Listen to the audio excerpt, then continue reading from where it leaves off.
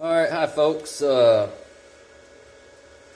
got a bunch of people that are always asking me how to set your equipment up and how I weld and how I get my stuff done and making that money. I'm not the greatest out there. I ain't gonna claim to be. I'm pretty darn good, but I ain't the best. I'm always looking to learn. But let's go ahead and I'm gonna go ahead and run a little pass up here. I mean, it's already red hot. I just run one, but I mean it's cooling down. It's about 45 degrees in here, and my equipment's not the greatest, so just bear with me here. But just to give you an idea of welding something together. All right. So here we go.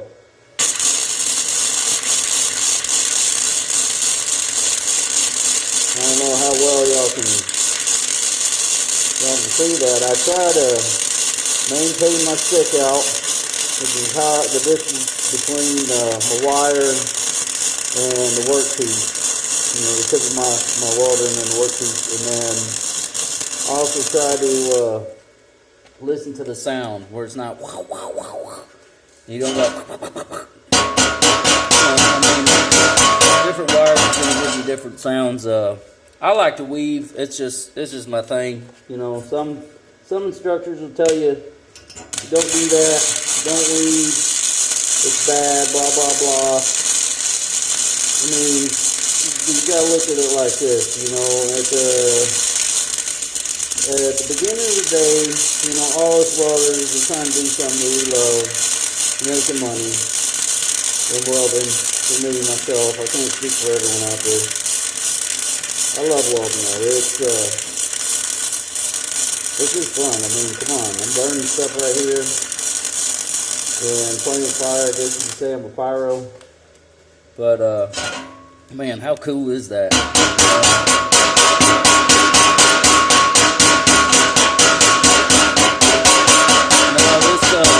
This wire that I'm using, it ain't the greatest wire or anything like that, but I mean it's a specific type of wire. It's a flux core, means there's no gas.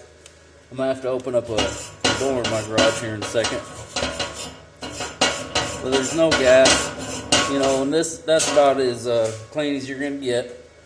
I'm not going for superhero clean or anything like that. Maybe I could zoom in.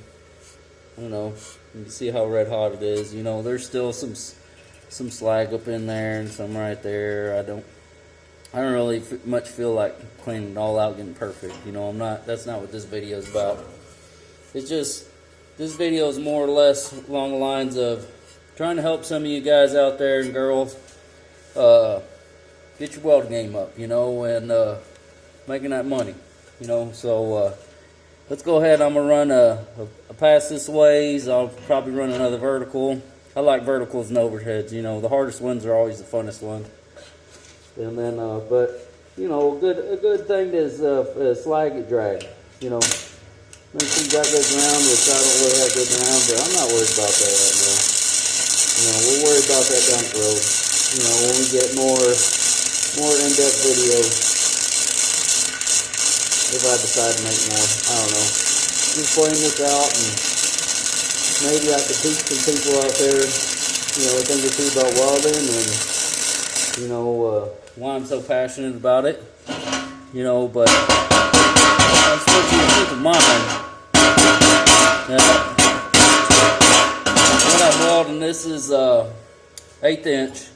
The diameter of my wire is I don't know if it'll focus in on that. It'd be kind of cool. It's 030 wire, straight flux, so there's no gas. You don't need none of that, and it ain't that. Don't ever use that GS bullshit. Use the that's, to me, it's garbage wire. Always use the stuff that's AWS test rated. And this right here is E71 T-11 wire. You can multi-pass with it, obviously. And I mean, really, truthfully, this little welder, you know, it's a beast. It's badass, you know.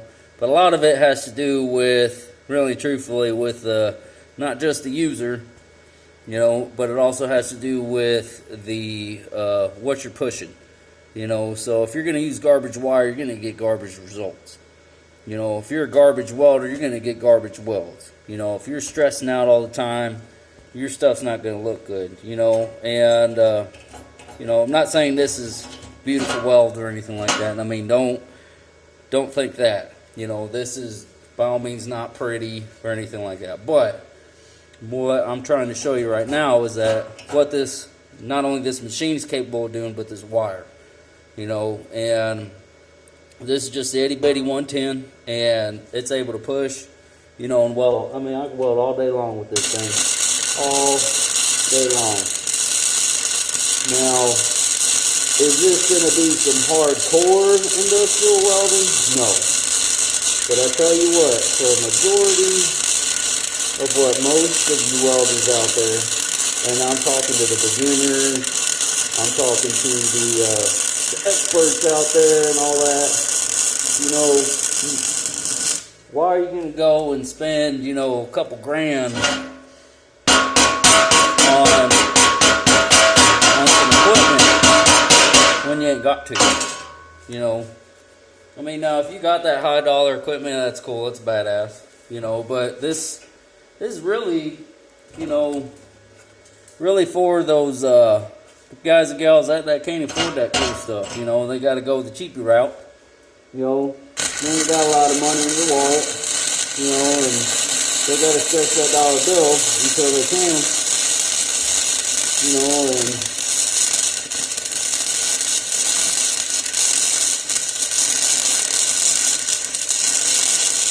you know, I love being able to show people what this little welder is capable of doing. I mean, it's so awesome. I mean, I blew up the first one, but come on now. So that's just pulling it, you know. Now, granted,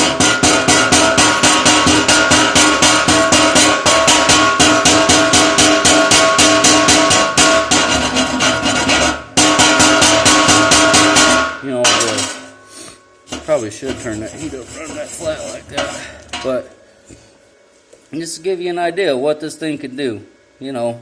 I mean, all day long welding with this thing, all day long.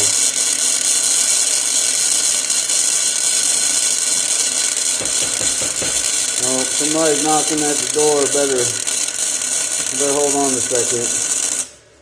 Alright, let's conclude today's instructions. Y'all kick ass today, and be badass, you know. Live that iron life. Peace.